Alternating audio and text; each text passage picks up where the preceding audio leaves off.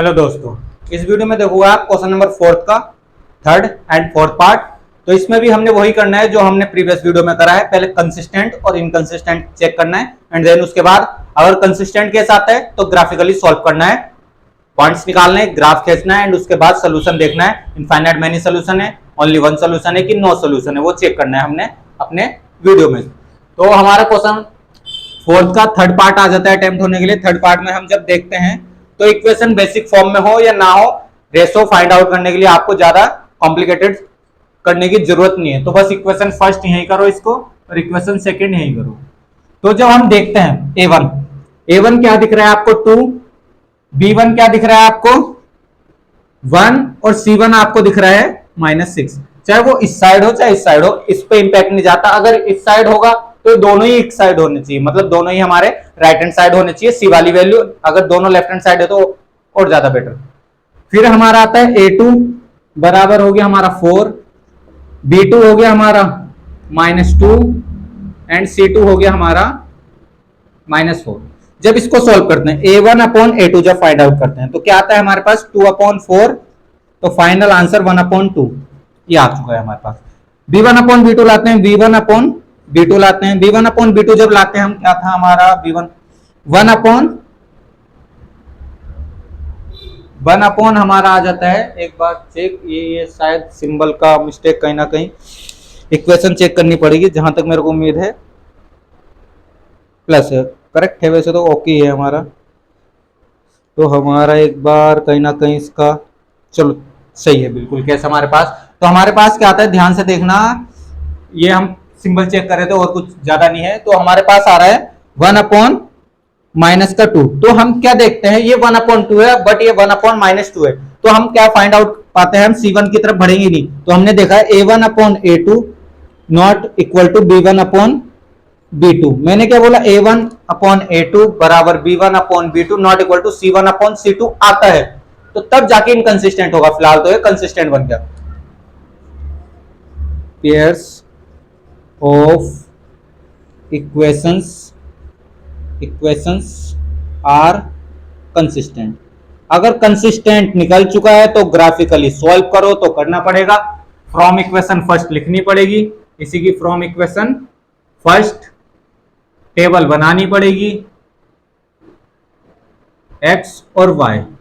तो मैंने वही बोला एक बार x को 0 ले लो, x को 0 लिया तो हमारा y क्या आ रहा है, y आ रहा है उधर जाके 6 हो जाएगा। ये देखो उस साइड जाके 6 हो जाएगा y बराबर। अगर y को 0 ले दिया मैंने, जैसे कि y को 0 लिया तो उस साइड जाके 3 हो जाएगा। ये देखो आप। तो हमारे पॉइंट्स क्या आए हैं,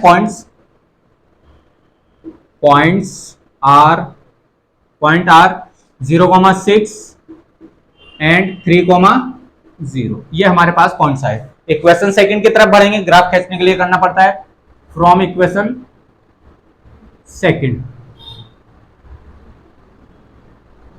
x और y ये आते हैं इक्वेशन सेकंड। अगर x 0 हो गया तो y इधर जाके हमारा प्लस होएगा, फिर ये नीचे जाएगा। तो x अगर 0 होता है तो जब इसको सॉल्व करोगे ना तो 4 उधर हो गया, प्लस जाके जब नीचे आएगा तो -2। अब इसको y को 0 ले दो, y 0 हुआ तो ये तो पूरा 0 हो गया तो x बराबर 1 आएगा। ये आपके पास वैल्यू आई है, सिंपल सी। ध्यान से देखना, बस इसी के अकॉर्डिंग हमने ग्राफ खींचना है। ग्राफ हमारा y पे 6 जा रहा है, मैक्सिमम 6 कर देंगे इतना बड़ा, और y पे हमारा -2 ये थोड़ा नीचे जाएगा। तो इस टाइप से x की वैल्यू में माइनस नहीं है तो ये हमारा ग्राफ इस टाइप से बना देंगे। x dash y dash, done. उस टाइप से हमारा ये ग्राफ हो गया। अब हम वैल्यू लेंगे, x पे मैक्सिमम कितनी है हमारा 3 है वैसे तो x पे, और y पे 6 है। तो 1 2 3 4 5 6 और यहाँ 1 2 ये माइनस वाली पॉइंट, ये y पे माइनस वाली होती है, इधर x माइनस वाली होता है और ये प्लस में। ये आपको पता होना चाहिए, हमने क्वाड्रेंट समझा रखा है क्लास 9 की वीडियोस में, वहां जाके जरूर देखो। और बाकी इस वीडियो में समझाया इंट्रोडक्शन में, आप देखना इनकी इंट्रोडक्शन जो हमने आपको कराई है इस चैप्टर की वो जरूर देखें आप। तो 1 2 3 4 इतना ही लेंगे, मैक्सिमम 3 है वैसे तो। अब लेते हैं इनके पॉइंट्स। इक्वेशन फर्स्ट पास हैं 0,6, x पे 0 और यहाँ 6, 0,6 हो गया है। लिख देते हैं यहाँ 0,6, लाइन खींचेंगे अभी और 3,0 3,0 कहाँ होगा, ये रहा 3,0। तो ये 3,0 है। तो पहले इनको मिला के लाइन खींच देते हैं हम। लाइन जब हम खींचते हैं, ये रही लाइन, हमारी इक्वेशन फर्स्ट की लाइन आ रही है, ये हमारी इक्वेशन फर्स्ट की लाइन। इक्वेशन लिखते भी हैं, फिलहाल हम नहीं लिखेंगे। और सेकंड इक्वेशन की तरफ चलते हैं। सेकंड पॉइंट्स तो हमने लिखा ही नहीं। पॉइंट्स आर कौन कौन से होंगे? Points 0, -2 and 1,0। तो 0, -2 कहाँ होगा? यहाँ होगा 0, -2। 0, -2 है ये पॉइंट्स। और कौन सा लेना है? 1,0। 1,0 एक्स पे 1, बिल्कुल करेक्ट, 1,0। तो ये 1,0 होगा। तो इन दोनों से मिला के एक लाइन खींच देनी है आपको। ये आपकी लाइन गई, ये गया लाइन आप। तो ये हमने लाइन खींची। अब जहां भी जा रही है, इक्वेशन फर्स्ट की है, ये इक्वेशन सेकंड होगी और ये इक्वेशन फर्स्ट होगी। चाहे आप इस पे ऐसे भी लिख सकते हो, बाकी पूरी इक्वेशन भी लिख देना। ग्राफ और नीट एंड क्लीन दिखेगा। तो आपका इंटरसेक्टिंग पॉइंट यहाँ रहा है, देखो लगभग। अब हमारा मैच भी हो सकता है और नहीं भी, अगर हमने हाथ से ये मेजरमेंट करिए। फिलहाल तो हम इसका सोल्यूशन आ चुका है, इंटरसेक्टिंग लाइन आ चुका है। तो हम क्या लिखेंगे? Pairs of equations are intersecting आ रहा है, intersecting. So pairs of equation only one solution.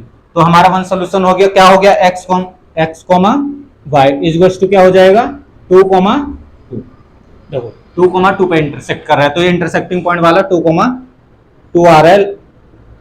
इस बार आंसर चेक करेंगे हम। आपका इंटरसेक्टिंग पॉइंट आया है 2, 2 और इंटरसेक्टिंग लाइन आया। थर्ड पार्ट हमारा चल रहा है। आंसर सीट पे हमारा बिल्कुल करेक्ट आंसर। या वीडियो पॉज करके नोट करना। कंसिस्टेंट आ गया था थर्ड में भी और फर्स्ट में भी, तो हमने ग्राफिकली सॉल्व करना बताया भी। अब चलते हैं इसके फोर्थ पार्ट पे। फोर्थ पार्ट वीडियो पॉज करके पूरा नोट करना। इरेज करते हैं अब आपका, ये इरेज होएगा और ये वाला पार्ट।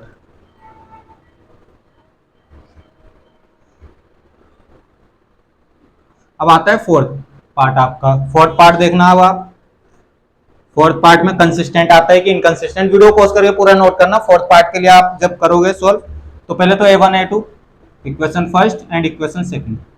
2 आया है देखो यहाँ, फिर -2 दिख रहा है, फिर -2 दिख रहा है, फिर 4, -4 एंड -5। अब इसको सॉल्व करो, रेशो निकालो। 2/4 तो फाइनल आंसर आता है 1/2 जब कैंसिल करोगे। B1/B2 करते हैं, -2/-4 तो माइनस से माइनस एंड ये भी हमारा 1/2। जब इस टाइप से हमारा A1/A2 B1/B2 बराबर मैच हो जाए तो आगे वाला C1/C2 निकालना पड़ता है। तो हम निकाल देते हैं, इसको इरेज कर देंगे, नीचे स्पेस नहीं है हमारे पास। C1/C2 तो हमारा क्या हो जाता है? C1/C2 -2/5 -5 तो माइनस से माइनस कैंसिल, तो ये 2/5 ही रहा। तो हमने क्या फाइंड आउट करा है इसमें? क्या ऑब्जर्व हुआ है हमें? A1/A2 बराबर B1/B2 तो आ रहा है, but not equal to C1/C2। अगर यही केस आए तो हमारा इनकंसिस्टेंट होता है। तो बस हम लाइन लिखनी है, एक बार वीडियो पॉज करके पूरा नोट कर लेना। हम यही लिख देते हैं आपके लिए लाइन। तो pairs of equations are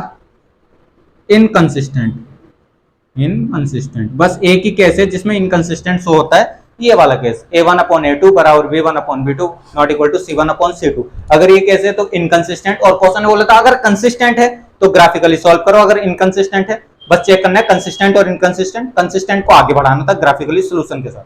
video pause करके नोट करना। बहुत जल्द मिलेंगे नेक्स्ट वीडियो में। धन्यवाद।